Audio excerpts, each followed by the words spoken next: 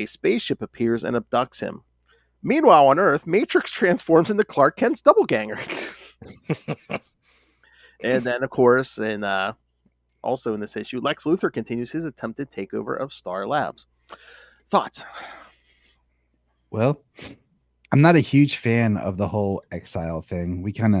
I missed a little bit catching up with you guys, just because like I felt really weird about the whole why he killed the Kryptonians and why he now put himself in exile. But it was interesting with the Matrix storyline, with like we see Matrix as this old person like shifting into Clark. It was just very interesting. Like the Matrix thing is so interesting, period. And just, I mean, is there any other comic book characters that have had more convolution in their history than like Supergirl? Hawkman? I feel like Power Girl. I think Steven, but Power Girl kind of ties to the Supergirl confusion, you know? Yeah, totally. So I feel like those two for sure. And there's another one I'm thinking Huntress. of. Yeah. But it's so interesting just the way this book works with like the Superman story being very small. Yeah. Oh yeah, and then the next issue we'll get to, he's not even in at all. But, I know. Yeah. And that's a complaint that I have, because I mentioned this on the last time. I felt like this was a missed opportunity when they did the Action Comics Weekly thing. They, instead of doing that, they should have put the Lex Luthor stuff, all of the gangbuster stuff with Professor Hamilton, all the Star Lab stuff, put that in Action Comics and have that be a full issue of just all that stuff going on. And then in Superman and Adventures of Superman, focus on Superman in space. In this next episode they're going to talk about with Mr. Mxyzptlk, it's a Superman issue that we don't even see him in. And that could have been a whole other issue of Superman in space. We could have had a whole issue of him on the ship, interacting with the weird aliens on there and going through all this. He could have had all these conversations with these weird ass aliens and found out all these back histories of them. It could have been a whole thing. And then they could have put the mystery. And I actually that was my first time reading that one, believe it or not, the Superman issue that we're going to talk about next.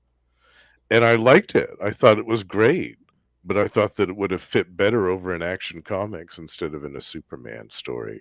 Yeah, because you're completely right, Justin. Because again, like the whole Action Comics Weekly thing was supposed to be like the 50th anniversary celebration of Action Comics #1 and Superman and everything. It's like, so yeah, like you said, in these two books, do Exile, and then in those, do everyone else in Metropolis, Lex, Gangbuster.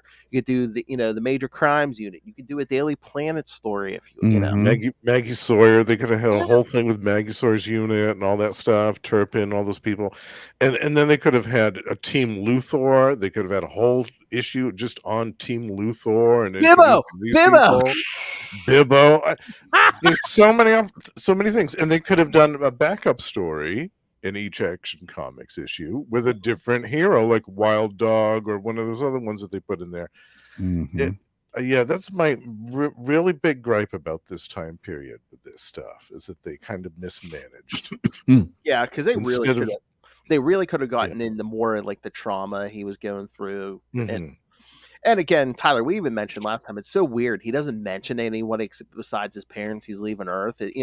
Don't say anything to like the Justice League or anybody. Be like, oh, hey, I'm leaving Earth. Yeah, exactly. Not even a Martian Manhunter, like who he knows could keep a secret. Out of anybody he knows, he can trust that man with that secret. Yeah. I mean, I don't know what their relationship's like at this point, but we've seen him interact with Batman at this point. Yeah. And like I said, I don't like this whole conceit of him leaving. Tyler, don't turn around. Oh no! Oh no! What is it this time? It's an ambush. Speaking of Supergirl, don't turn around. She was there. I know she is. She's hiding. She's hilarious. She's like, yeah, she's hilarious. But I thought it was. I mean, hi, Sayla. Hello.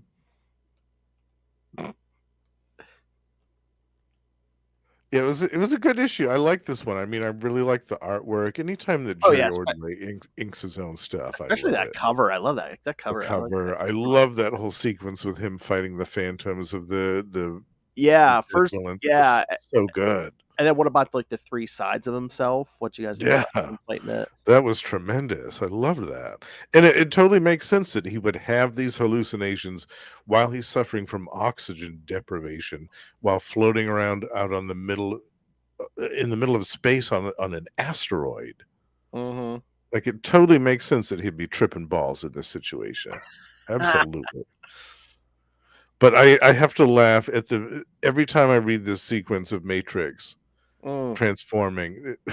I can't help but think that it looks like Matrix is taking a dump. Like those first couple of panels, like the face, the straining. Like I can't unsee it. When I first read it, I started laughing at it. Every time afterwards, I can't keep it out of my head.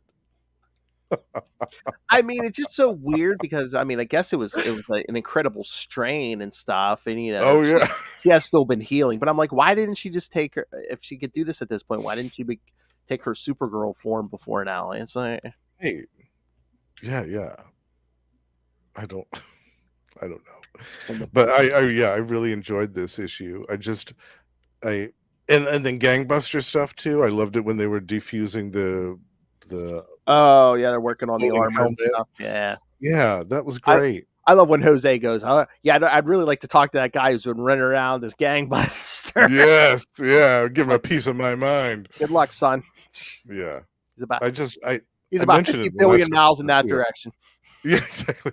You got a ways to go. If you got a spaceship, you might be able to reach him in a little while. I love the second gangbuster armor. I totally forgot I was muted. No. I've been sitting here making comments, and I just forgot I was still muted from where I was talking to Sayla. I thought you were lost in thought. No, I was sitting there like, yeah, like I was, and then I looked down like, dang it. Yeah, I agree with you with the Matrix stuff and where he the scene where the three Phantom of Lex, Zod, and Brainiac shift. I was agreeing with you guys. Yeah, it's so good.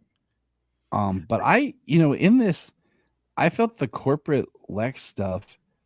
I liked it because it just shows the kind of person that Lex is, and it reminded me of like a little bit of I thought he was pulling kind of like I remember it was Henry Ford who screwed the stock market over because he was going to put his son in charge, and Ford's stock dropped, and then he and some other people bought it up, and then when Henry Ford stepped back in saying no, he was going to not return the company over to his son, that he was stepping back, the price skyrocketed again, and they had acquired a bunch of stock when it had dropped. So I thought, Lex is doing something similar to that, where he's messing with everyone, as we see, where he basically says, yeah, I'm pulling out of Star Labs just to turn around, and he has his own plan. I wouldn't be surprised if that was like an inspiration, because Roger Stern wrote this, and Roger Stern's like a pretty I wouldn't be surprised if he's that was his inspiration for this story. I know some history stuff, it happens. Mm-hmm. Good, son. But yeah, no, when he's facing the three sides of himself, that was very Superman 3 to me. When Clark's facing evil Superman in the junkyard. Mm-hmm. Which is like the best part of that entire movie. Oh, that is definitely the best part. Yeah. Yeah. Yeah, that part is good. The greatest Superman movie of all time! Anybody who can argue, we'll talk about that movie, but that scene, there's my God, we might have to cover that. Say. We have to cover that in January around his birthday. Superman 3! We should. Yeah. We're gonna kind of do something for it next year, because I've already done a commentary, but I'm gonna try to do some more live watches for the different Superman movies next year. Nice. You know what? Yeah, that's a great idea. Last year when Charlie passed, it was the Friday before Father's Day, and it popped up on my timeline. I think the day later or something. That is the same weekend Superman 3 premiered. What was that, 83 or Oh, something? really? Yeah. Oh my word! Yeah, Well, he passed on the same weekend that thing premiered. I was like, well, oh my god. well, Phil. I mean, just to make it even weirder, if I remember right, something it popped up on my thing about Superman 3 came out, and my buddy Brian and I were driving, and I thought to myself, you know what? I have talked about having Charlie come on to defend Superman 3. I'm like, and it reminded me, like, I need to reach out, that we need to have him on. And then it was like hours later that, you know what I'm saying? So it was Yeah. like, it was weird because I was like, he was on my brain because I was thinking about Superman 3. Like, yeah, it's like we gotta do something because Oh he yeah. keeps. Yeah. Because that's what even right after he passed. That's what me and Lilith were talking. I'm like, he's up there bugging Christopher Reeve and Richard Pryor right now about that damn movie. He's like, guys, it's so good. Yeah. We're like, let it go. We made money off that movie. We don't. No, it's great. But yeah, no, I mean, for what it was, yeah, this issue was good, but yeah, we're kind of, I don't know if we're killing time. And again, like Justin was saying, if we had more room, maybe we could have given more story to. I mean, we're gonna get the Mongol here soon. I mean, this is the first post-crisis appearance of Mongol. Yeah, and that seems rather short, doesn't it? One of Ray's favorites, yeah.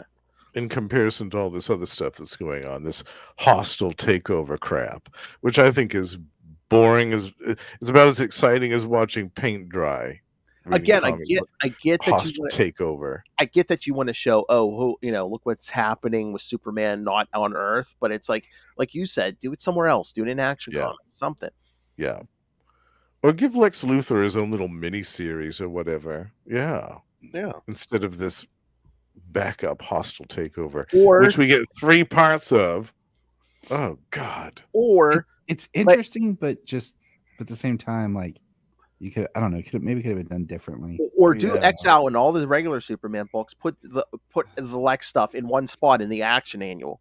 Yeah. Yes. In the annual. Yeah. Definitely. Although the annual works. The annual is just Lex Luthor. Yeah. I mean, unless maybe they thought, Lex couldn't carry his own book or something. I don't know. Yeah, maybe. All right. So should we move on to the next one? Yes. All right, so we're going to go to Superman 31. Again, no Superman in sight here. All right, so Superman number 31 from May 1989. Mr. Mxyzptlk in As Good as His Word. Writers Roger Stern and Tom Payer. Penciler Paris Cullins. Inker Dennis Jank. Colors Glenn Whitmore. Letterer John Costanza. And editor Mike Carlin. You could just... Look, I've had enough Mixie. I know this is his third appearance since Christ. I mean, for this, but just today, period. James and I were wrapping up our look back at the New 52 Action Grant Morrison run. Yeah. And I'm just like, I'm so over Fifth Dimensional beings right now. I know, and that's not just any Fifth Dimension. That's Grant Morrison's "I'm high as an effing kite." Yeah, exactly. Yeah. I'm like, man. I mean, I'm just gonna say it's probably one of our roughest episodes because me and James are like, we understand this, but we can't really articulate this right now. Yeah, right. You just, we're like, listeners, you should just read it for yourself. Yeah. All right. Well, let's see. Here we got Mr. Mxyzptlk comes back to Metropolis looking for Superman, only to have to confront Lex Luthor instead. And then, of course, we get more Star Lex. Lex tries to avoid. Star Labs tries to avoid being bought by Lex Luthor. So, yes, all Lex all the time in this issue, kids. Yeah. All right. So, Justin. You said this was your first time. I initially missed this one because I knew that Superman wasn't it. I flipped through it on the newsstands. I didn't see him anywhere in there. I was like, I don't really want this one. But in retrospect, I really like it. I love the art of Paris Cullins. He did a bunch of other series that I really enjoyed, like the Blue Beetle one from the 80s. And I really liked the story. I thought it was entertaining enough, I guess. And the part where he turns Team Luthor into Transformers basically was Oh really funny. yeah. Yeah, I was like, oh my god, you can hear him screaming inside the suit. Like they're all completely contorted, their bones are broken. That's horrifying. Oh yeah. Later they said they all got like spinal damage and stuff. Yeah. Yeah. That is horrifying. Yeah. This is no Yeah. silver I age, wasn't man. expecting that. Yeah, I know. I Yeah. was not expecting that. This Mixie is bloodthirsty. Yeah. Yeah. He's not messing around. Excuse me. And I love, when Mixie comes in as Superman, just like threatening Lex. Yeah. And then he just keeps warping and changing. Yeah, come to more cards. Yeah. Yeah. Melts that hand, that metal hand. Yeah, I thought Paris Cullins was a perfect choice for a Mr. Mxyzptlk appearance. He's got the right art style for that. Yeah. I mean, Lex is just basically asking people, "What's this guy's weakness? Does he have any weakness?" Yeah. Well, he's bound by his word. Lex, then I've got him. Yep. He gets his lawyers out. But yeah, man, that's some. I mean, Mixie tied 2 buildings together. Yeah. Crap. Yeah. Yeah, this was surprising in multiple ways, this issue. Yeah. Yeah. I know, and it's not even spelling his name backwards. Mixie tells Lex, "Get me to shave my head like you, and I'll leave." Yeah. That was smart. He says, "Meet me at a barber shop," and then he makes Mixie sign a contract. It's like, okay, whatever. Then Lex is like, "Yeah, I won't harm you." And he's like, "Nah, I lied," and just tries to shoot him with Yeah. guns and blow him up with napalm and stuff. I lied. Yeah. So, yeah, Mixie gets all mad, turns Lex into some kind of big worm, and it basically transforms at least Metropolis, if not the planet. Mm-hmm. And the only one, unaffected is one of Lex's guys. Yeah. And then Mixie just, he's like, "You know what? I had enough of this. I'm never coming back here again. Never." And then leaves. And so everything turns back to normal. And you're just kind of like, only. Yeah, you're like, what? I don't believe this. Yeah. Well, again, believe it's it like, when I see it. Lex kind of taught Mixie how to lie. Yeah, this is never going to come back up in at least more than one upcoming story. Oh, true. Yeah. I'd say between here and Death of Superman, this is going to come up at least once or twice. Yeah, at least once. I'm just going to be on the record here. Mixie is one of my least favorite Superman antagonists, just because the stories can get ridiculous. I mean, there are some fun ones, but for the most part, I like some of the Silver Age ones. Some of the Silver Age ones are fun, like escapist, weird stuff that you can't take too seriously. But I wouldn't want to read those regularly at all. No. That's something that you dig out every once in a while, for me anyways. The only redeeming quality of Mixie, in my opinion, is like he's a foe that Superman can't outmuscle. He has to outthink him. Right. Yes. Which yes, that is a great, but just the whole like you said, the fifth dimension can just sometimes you're just like, oh my god, what's going on? Right. You're like, sometimes I just want to read a story, not have to sit down and contemplate life. So basically, Lex got Mixie angry enough to leave. That's how he beat him. Mm-hmm. I was like, if you wanted to go for the darker take, can you imagine? I mean, eventually when Superman comes back from space and like all of Metropolis is transformed into this. Yeah, right. Because that's the other amazing cliffhanger ending for whatever issue it was. Again, why didn't you tell anyone to leave? Mixie could show up, which he did. Right. Which again, Mixie seems like lazy here. I'm like, couldn't he like locate Superman in space? Yeah, exactly. Yeah, he's not bound by the traditional rules of the universe. Yeah, strange. That would have been funny. Superman's fighting in the Gladiator games. All of a sudden, Mixie just pops. just shows up out of nowhere. What are you doing out here? Start messing with Mongol.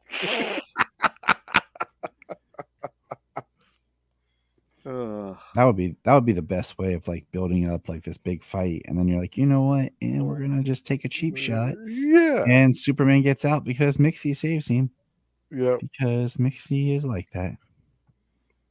I mean, and I think they did this whole thing with Lex and Mixie just to show, just by luck, Lex defeated quote unquote Mixie by making him mad enough to leave. But I mean, that could have gone horribly wrong. I mean, Metropolis could have been destroyed or stayed like that little insect hive or whatever. Yeah.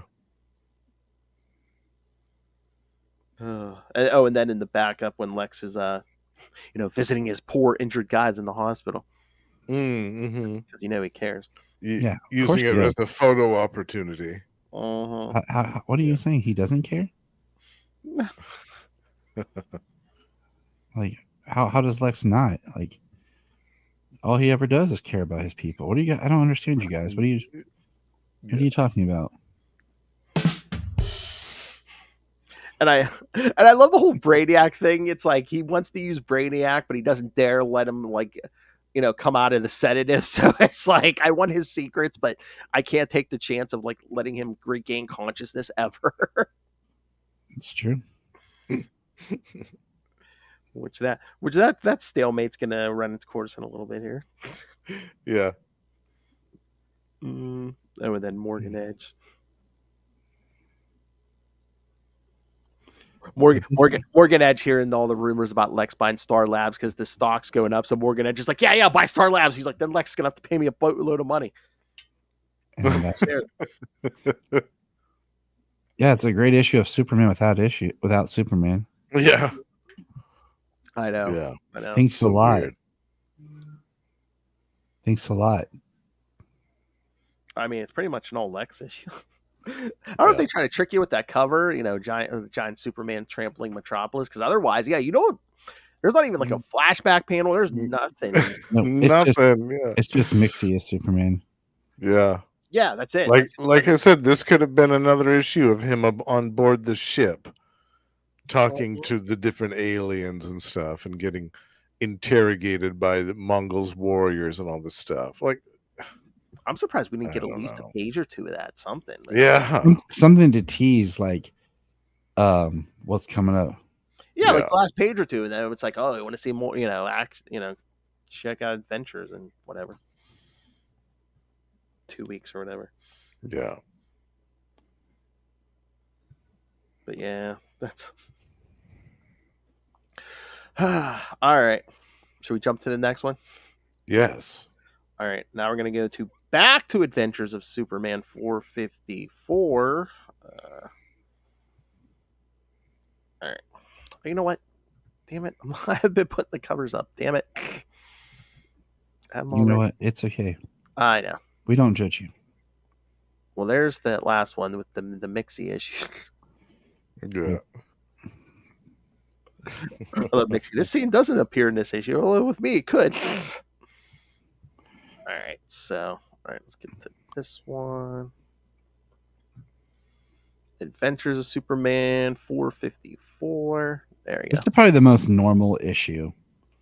Mm-hmm. Just because, like, you have Superman who's, like, he's on board this ship, and he's dealing with these aliens. But I'll talk about it in a second. Looks like he's getting attacked by Ben Grimm on that cover.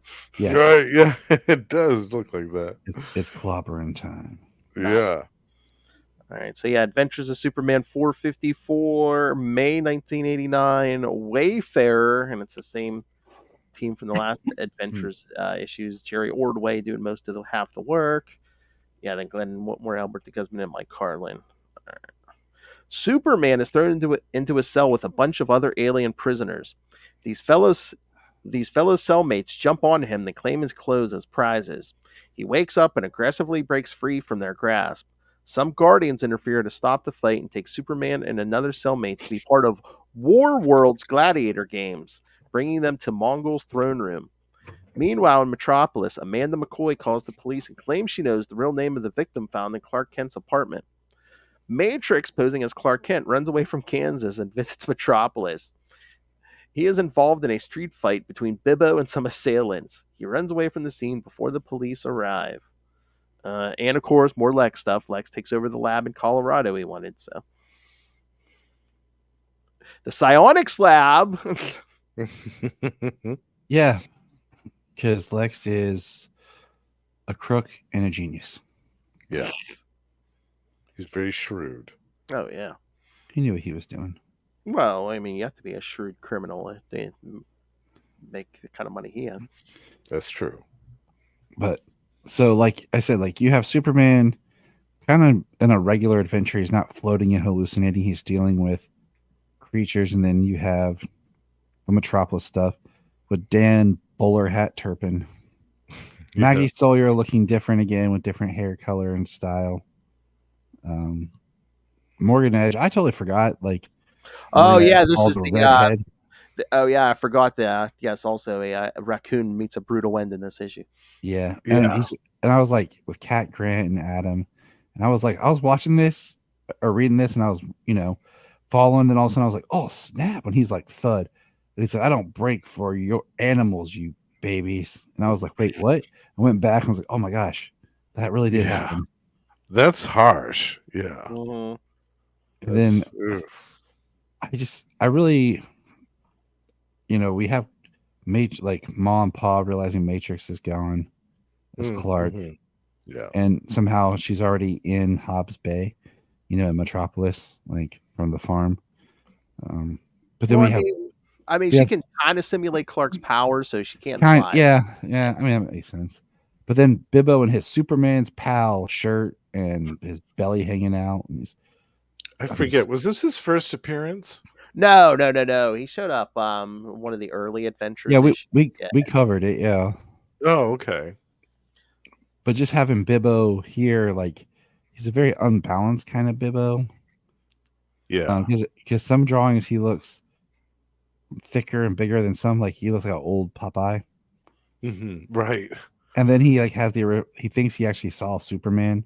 Oh yeah, because Matrix takes the glasses off. He's like, "It's you." Yeah. I love that part. My favorite is he's back, but it's not favorite. It's right? My favorite. Favorite. Yes, FAV. My favorite. And then we have, like you said, Superman kneel before Mongol. Because he's been away from Yellow Sun for too long, so yes, his powers are dwindling. That's part of why I never really like when Superman goes like off-road into space. So I'm always like, unless you have like solar battery backups, man, like you're a ticking time bomb of depletion until you either are with a yellow sun or something. Like, yeah, you're running, because what happens when you go to a planet with a red sun? But yeah, this is an 80s comic, because like half the cast is like smoking in this issue.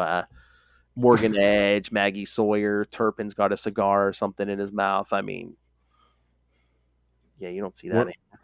One of the aliens is smoking, I think, in the annual. Yes. You know what's funny is I don't even notice it, because I was just like, you grew up reading it, and it was yeah. Think about it now. It was like so ubiquitous. I was reading a thing the other day. They were talking about how when they were making the Batman, the movie, Colin Farrell wanted Penguin to have a cigar, and they fought him so hard not to have it because that could push them to an R rating.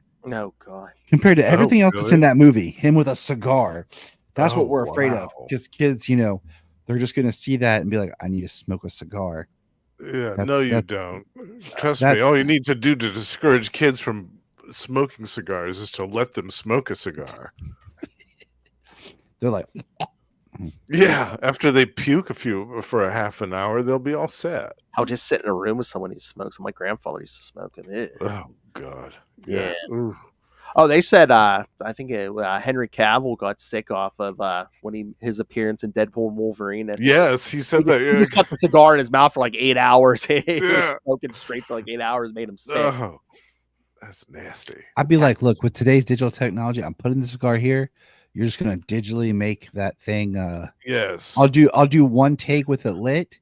Then after that, you can just use your digital tech to mimic it. Like I'm not gonna have even do just like 5 takes. That'd take like what 10-15 minutes. I was gonna say I know they're gonna take that many takes, but I'm like 8 hours for that one scene. 8 hours. Yeah, they're wasting time. Woo. They were unless they took breaks and he just kept it in there. I don't know. I don't know. Yeah, I got a lot of questions about that. So. Unless he was trying to stay in character. The cavalry. The cavalry was sweet.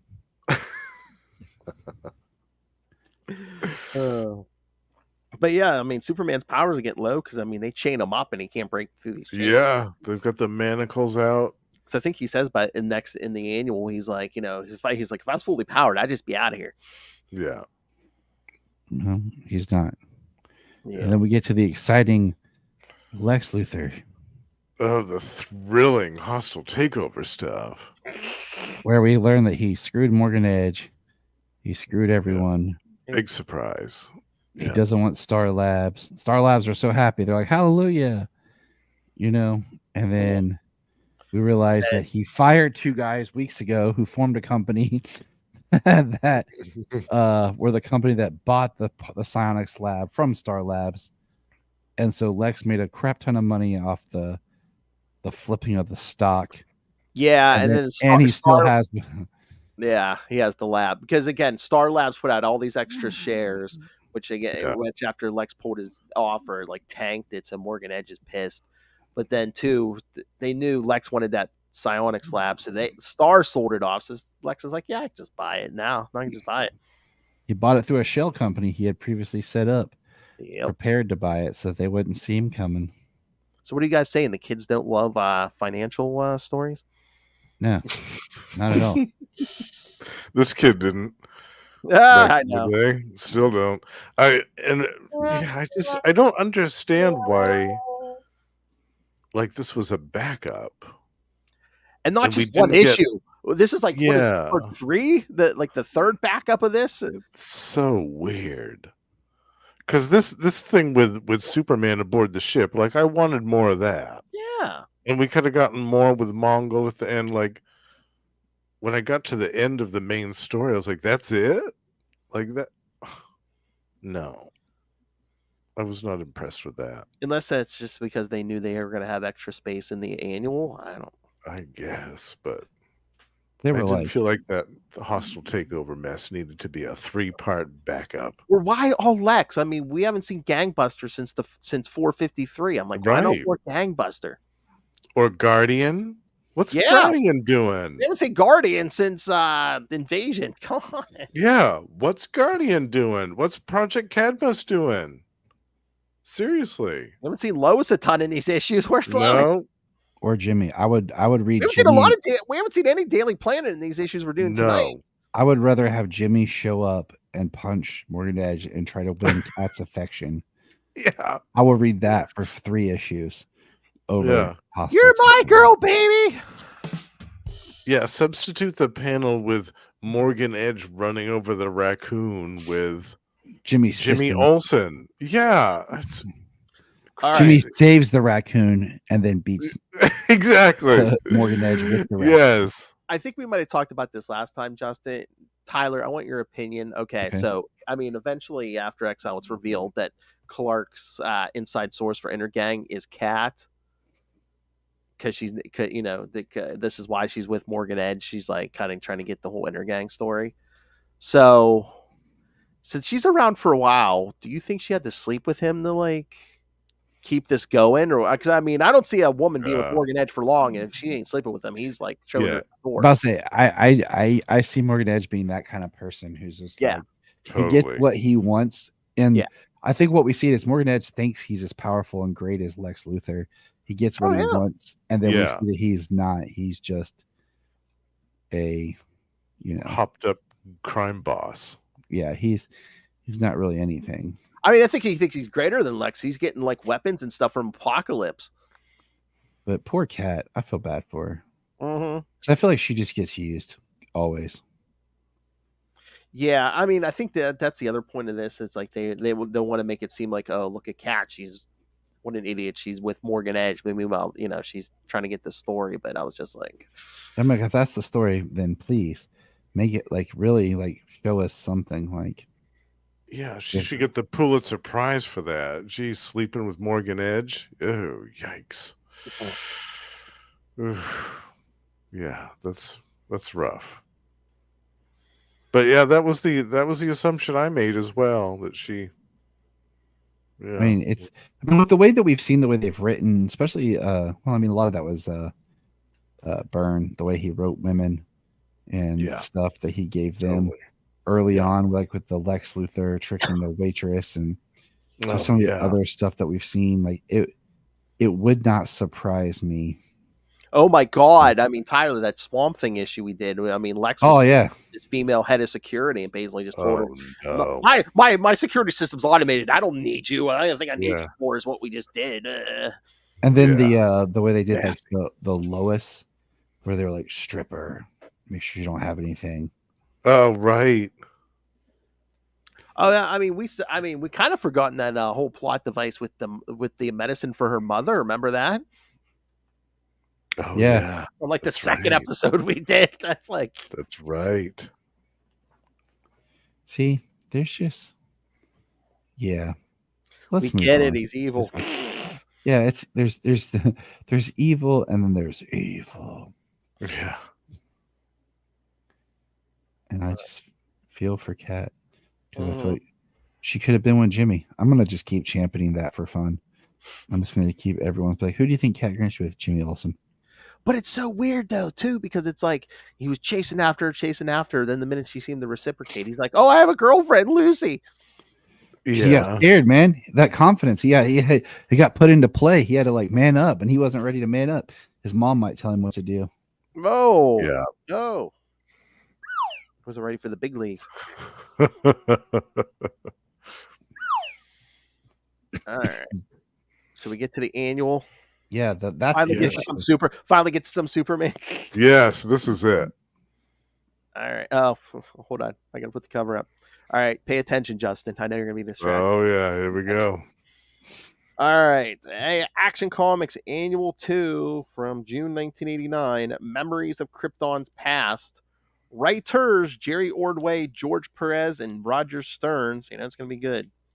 Pencilers Jerry Ordway, Mike Mignola, and Kurt Swan. Inkers John Statema, George Perez, and Brett Breeding. Colorist Glenn Whitmore. Letterer Bill Oakley, and editors Renee Witterstatter and Mike Carlin. Superman is forced to fight various warriors on Mongol's war world, but he refuses to kill his opponents. Superman advances through the tournament and is finally matched against Draga, Mongol's favorite champion. Meanwhile, a cleric who once preached on Krypton is curious about this last Kryptonian. Doubtful of his real heritage, the cleric mind links with Superman to explore his memories. At the same time, Superman starts seeing the cleric's memories, thus he loses focus in the middle of the battle. The cleric realizes he is a real Kryptonian and claims his prayers have been answered. Superman beats Drago, and after refusing to kill him, he defies Mongol to come down from his throne and face him in a one-on-one battle. All That's right. a lot. Mm-hmm. Yeah. That's a lot. There's a lot going on in this one. Heck yeah. Yeah, because I mean, not only the battle and the whole Mongol thing, but yeah, we're seeing like this Kryptonian history through the cleric, and I'm trying to remember if they mentioned that before or not, but now we know why the Kryptonians didn't evacuate Krypton when it was about to explode. Who knows, man? Because they die. Yeah, all these Yeah. Kryptonians, they always got something going on. They were genetically bonded to the planet for some reason, but yes, Jor-El corrected that in Kal-El since he was still an embryo. Yeah. Which I thought was kind of smart, because if you're going to make him unique and if you're going to make him the only one, which was kind of what they wanted to do with the whole Crisis thing, killing Supergirl and stuff, was making him the sole Kryptonian. Yep. Yeah, that's what they wanted. He was the only Kryptonian, but then they're like, well, we need Zod, and we need so we'll make a pocket dimension. Right. And what about Supergirl? We'll create Matrix. Yes. Yeah. That way people can be like, we have our characters and we don't.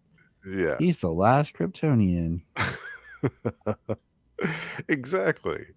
It's like they wanted Byrne to come in and reinvent the wheel, but then once he leaves, they're just like, I don't like this wheel. Let's try to make it look more like what we had before. Isn't that sadly the truth about everything they do? Pretty much. Mm-hmm.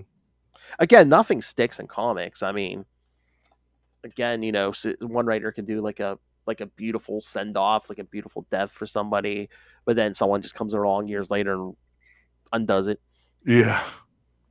Yeah. I'm speaking specifically. Marvel, you should have left Aunt May dead when JMD Mateus killed her off in Amazing 400. Thank you. I'm just more looking at Superman, like they're like, we're gonna put you in this gladiator gear, Basically, you're going to wear a belt, and that's really it. Justin, is that you? But he's like, hold on, let me have my cape back. Yes. Like, yeah, he hollers at her too. He's like, "Give me back my damn cape!" My favorite biscuit. He's like, Ma says, where is it? Ma said to wear it wherever I go. Okay, but he wears it as a sash. Because, and I'm just like, this is a weird like look.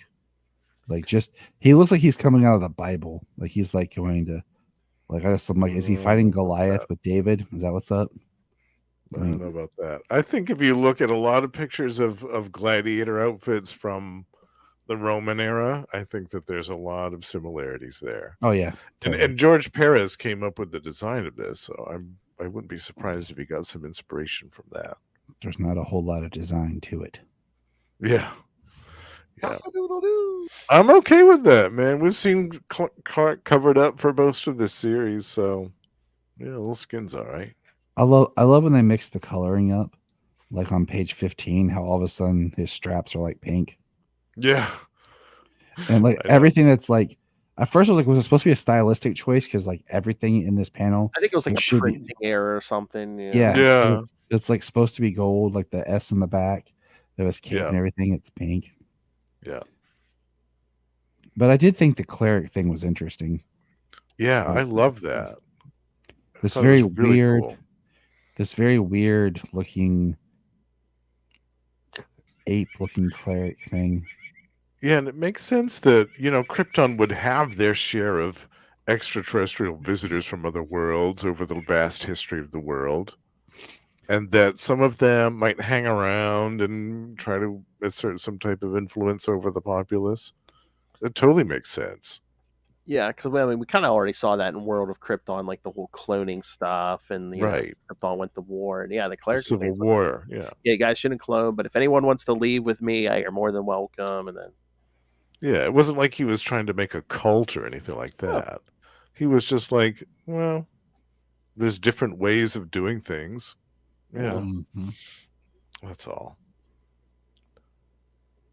And then, of course, Superman refusing to kill any of these gladiators. Yeah, I love it.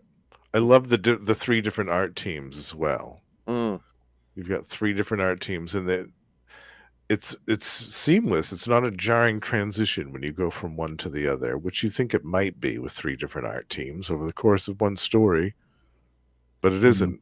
At least I don't think so. I think it works really well. Yeah, no, yeah, I thought it worked good with this. Yeah, because I wasn't sure about the Kurt Swan, but yeah, no, even he was like he's kind of meshed with the other guys. Mm-hmm. Oh, and then of course we get our first mention of the Eradicator. Yes. Yeah, that would be a big deal. The Eradicator, that one thing of Superman's mythos that nobody knows exactly what it is or how it works. So they're like, oh, we'll just use that term. People know what that is. It sounds cool. Yeah. It's a person, right? No, it's a light construct. No, it's a machine. It's a weapon. Well, it's a machine for now. It will change, though. It will metamorphose. The Eradicator, kids, and I'm not talking about Rhea Ripley. There's your WWE joke, kids.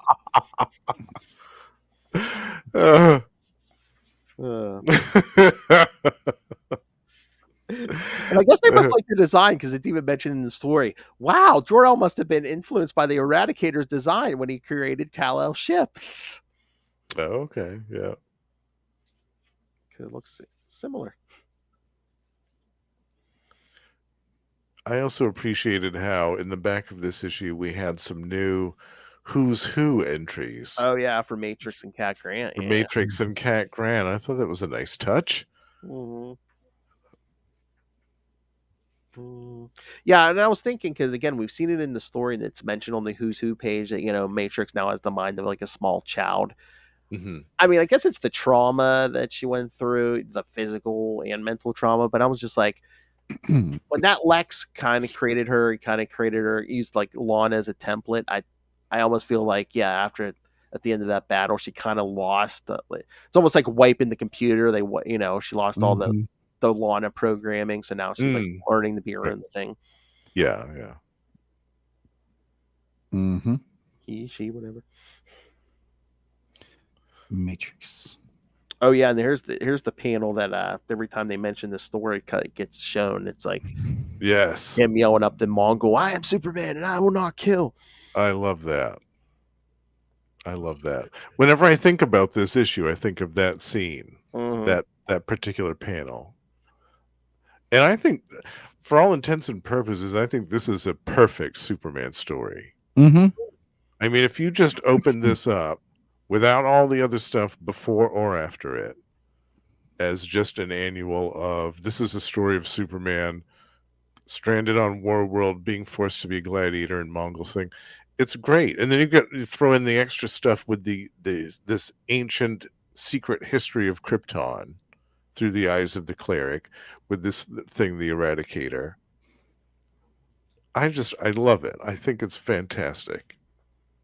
I love the action. You've got these great fights with these other creatures, and I have to laugh at the Monmouth, that thing that Oh, that looks elephant, like an elephant. looking thing. Yeah, when it came, Yeah, it broke up into there's like a little elephants. Yeah. there's a town in my state called Monmouth, and it's spelled exactly the same way. And I read this comic book before I even knew that there was a town with that name. Oh, nice. So whenever I go through that town now, I'm thinking, oh, it's the alien from the Action Comics annual. I'm driving through it. Ah, That's awesome. Yeah. but yeah, And Draga is awesome. I love the character of Draga. And and we'll see a lot more of him. Oh yeah, yeah. we'll see him after this story. Yeah, He's great. Yeah. I have to wonder because he's presenting a head to Mongol at one point. And I've always wondered this.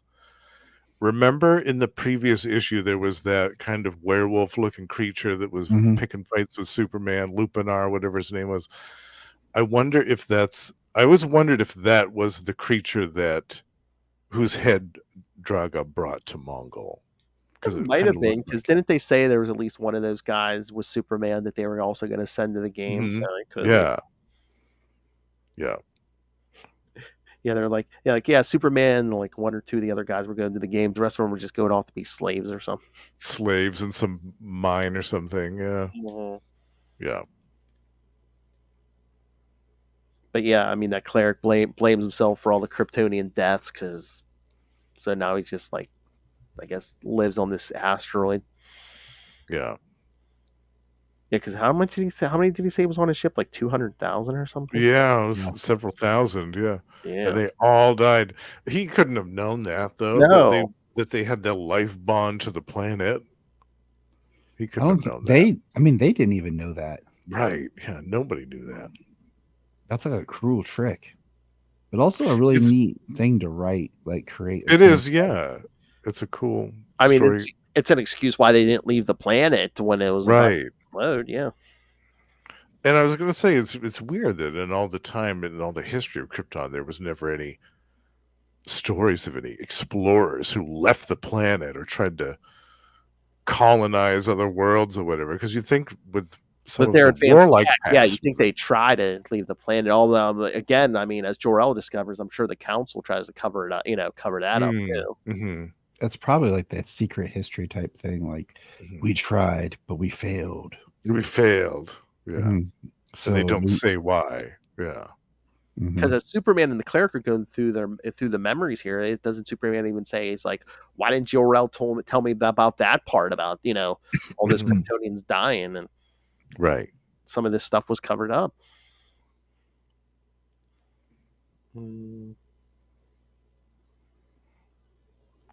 But yeah, no, and again, like you said, I mean, the art's good, the story's good too, but of course it's gonna be because again, it's Jerry Ordway, George Perez, and Roger Stern. It's like, I know. Yeah. This is the roster of talent on this issue is immense. yeah, Like I can't get over it still. Just the artists, the writers, the inkers even are amazing. Yeah. Just all of it. so I guarantee you, if you So say good. to someone, name your favorite Action Comics annual, this one's probably, I mean, Oh God, yeah. yeah, Definitely my favorite, without a doubt. And not just because he looks hot as hell in it. It's just because I love the story. I think the story is perfect. Like it's a perfect Superman story. mm-hmm. Yeah. if Byrne had still been around, one of these gladiators would have been a woman. You know that, right? Oh God, yeah. It would look like She-Hulk. Yes. Yes. Yes. It would have Yep. been She-Hulk. Just they would have Totally. he just would have hit Purple or it. something. He would have Yeah, hit it like shh. Don't tell Yeah. It looked exactly like it would have been a different color, like purple or something, or yellow or whatever. Yeah. And speaking of Absolutely. John Byrne, yes, the new Patreon episode is up now. And we Oh, all yeah. about John Byrne. Oh. Request, yes. Yes. Love it. Talk about his Marvel The Lanterns. uncensored take on John Yes. Byrne. Yeah. Yes. We even if you spring for the video, we even have examples too. So Oh, okay.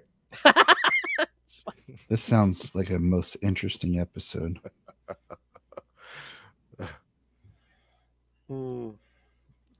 Yeah, again, the art wise, I swear this issue was made for Justin. I mean, come on. Totally.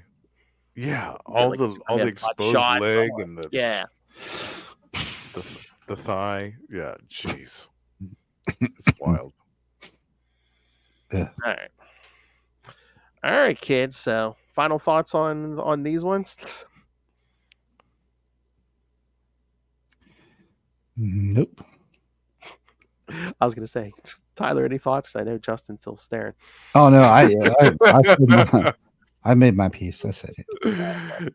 Yeah. No, I love this. I love the whole exile arc. It's I knew that reading it at the time it wasn't going to last forever. I knew that eventually they were going to find a way to bring Superman back to Earth. And I was kind of enjoying the concept of him having no powers and kind of being, or having diminished powers, I should say. And yeah, it was cool. It was a cool diversion. Yeah. Yeah. I mean, it was cool. There's something different to do, but again, I think our only complaint this time is we could have used more Superman and less Lex. Definitely. That's my major complaint in this, is that they should have shoved all of that other stuff over to Action Comics and had Adventures and Superman, those two titles, be just Superman in space, doing Superman in space stuff. Yeah, I think from here on out for their, I mean, really have one more week of Exile, but I'm pretty sure it's mostly Superman. There's maybe a little Metropolis, but yeah, I don't think we get a ton of Lex. And I think you're right. Yeah, because once Superman meets up with the cleric, then there's a lot of stuff that happens from there. Oh yeah. Yeah.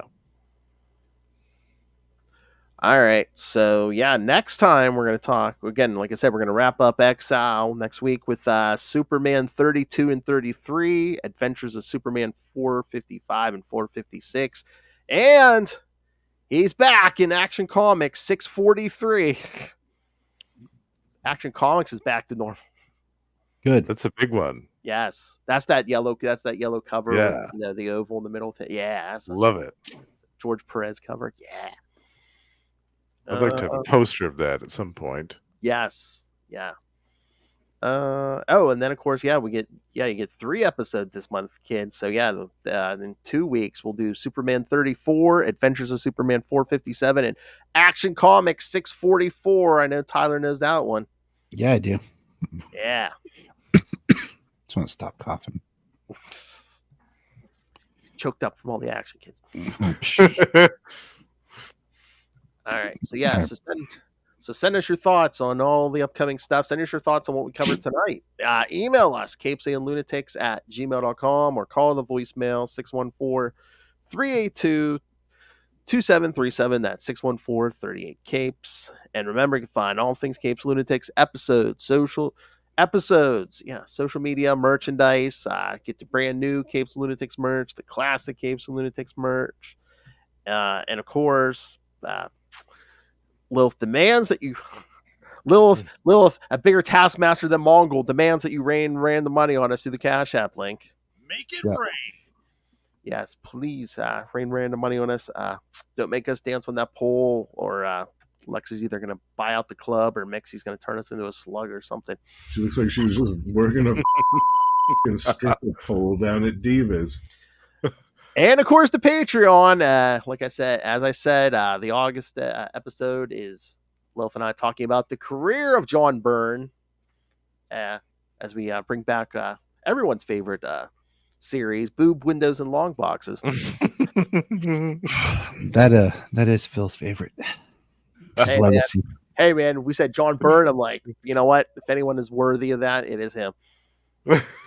God, we got to do some Todd McFarlane too. All right, so yeah, so you can always get all the fun stuff on the Patreon, completely uncensored, and so join the Patreon elite, like our yes, down there. Join me over there. You get access to all the old stuff too, like the worst superhero movie brackets, which are hugely entertaining. Yes. Lilith and I were talking about maybe doing the best superhero movie next year. Everybody does the best. It's more fun when you're like, let's break it down. I think they would have some interesting choices, though. I'd like to see. I know their choices wouldn't be everybody's expected. I was going to say, especially Lilith. Lilith doesn't go along with the crowd. Right. All right, but we're gonna have to draw straws to see who goes topless because Charlie's no longer with us.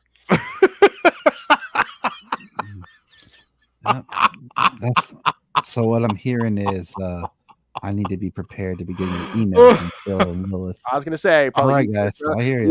You, me, or Justin's probably gonna be topless. So. I'll run it. I'll run it by you. The tyranny of clothes. The tyranny of clothes. All right, so yeah, find the Patreon at patreon.com/capesandlunatics and find it all at tubespace.io/capesandlunatics podcast network. It's tubespace.io/capesandlunatics podcast network. All right, Mr. Tyler Patrick, tell everyone about Krypton Report because that other maniac has 20 million plugs. Yeah, well, I'm just gonna, the Krypton Report and then sign off because he'll be here for a while. You can find me at Krypton Report Podcast anywhere on social media, YouTube. We talk about Superman, go figure, and anything DC related. I'm trying to get my thing here. But yeah, just look for Krypton Report and you'll find me and my host, Mr. James Cole. He's not here with us because he's always out fighting crime. Don't let him fool you. He's out there living the life of the Chuck Norris memes. All right, so yeah. Did you say you got to go? Yeah, the little woman's calling him. No, not the wife, his daughter. Man. We'll see you on Saturday, Tyler, for Batman. Oh, that's right. Hey, Tyler's going to be joining me and Justin and Lilith on We Are the Night, the Batman podcast. Yes. Episode 200. Yeah, episode 200. We do a live watch of Batman 89, kids. So I'm excited to see how that goes. So yeah. Yeah, remember to download the app. So I will. There you go. We can't show that on StreamYard, but I wonder if we tell people, if anybody watching wants to join us. That's what I was telling Justin when I do live commentaries is we talk about before, but then tell everyone like where to stream it, and then just kind of be like sync up, ready, everybody in 1, 2, 3. I'm trying to remember how many people can be on a watch party because I don't be like, hey, if anyone else wants to watch with us, yeah. Well, what's funny is like there's been times where we've streamed live Saturday mornings with Superman, where we're every Saturday morning at like 8:30, 9 a.m. We're watching an episode of Superman the Animated Series, and James will have it on the TV behind him with no sound, but just the pictures and stuff. So we'll like use that as a marker for people. Guys are watching. Charlie's do the opposite. You couldn't see the picture, but you could hear the audio. I'm like, turn the audio down. So, but yeah, we'll sounds good. All right. So if you have to go, we'll see you Saturday. See you guys Saturday. Thank you, sir. See you then. Thank you. All right, now for this Justin the Owl. Yes. So you can hear him here every so often on Electric Mullet, which he'll be here for a little bit because we got Skyhook and Maxima coming after. Yes. So he's going to be here for a while. I'm so excited. You can hear him at least once a month on We Are the Night, the Batman podcast, which we talked about already. And again, usually end of the month for Azrael, but again, he'll drop in for other stuff like episode 200. So yes, there's 2 weeks in a row you'll be on. So that's right. And then some more next year as well. That's right. All right, and then over on Capes Lunatics, you can catch him on every week on Marvel Tales with me, talking a different Marvel story, at least once a month, and that's going to be going up. X-Men Classics, where we talk all the X books. Oh, remind me to tell you something X related when we're done. Oh. And of course, once a month on Energon Universe with myself and Russell, talking all the new Transformers and GI Joe content. But and I threw it up early. He does other podcasts. So, Justin, tell them about these other shows. That's right. Over on Gamma Charge, every month you can join me and Russell and Josh as we discuss the Incredible Hulk and the Sensational She-Hulk. We also have a Patreon, so do check that out if you're so inclined. And over on Predator and Prey, we're actually recording a new episode of that tomorrow night. The full complement is going to be united to speak about the brand new Predator versus Black Panther #1. We're very excited about that. And over on my solo show, The Lost Library of Legends, I am doing a 3-part retrospective on a DC title from 2002 called The Power Company.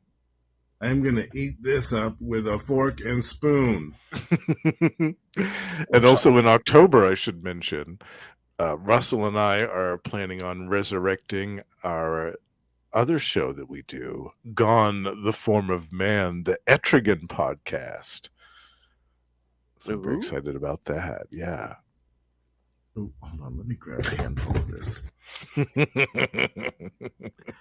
Oh, that's naughty. I love it. All right, kids. Tapping my way downtown. That Action Comics annual.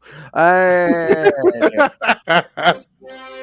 Thank you for joining us again. We'll wrap up Exile next week.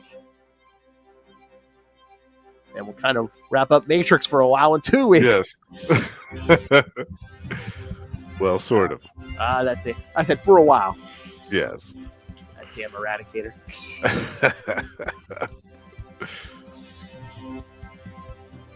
And again, kids, about 90% less Lex next time. Yes. Thankfully. No hostile takeovers. Yeah. Yeah.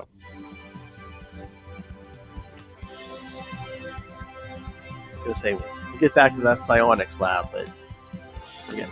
Yeah. Or, no. One of them, yeah. Yeah. Coming up here soon. All right, kids. So remember, come back next time. Join us for Truth, Justice, and the Mullet Way.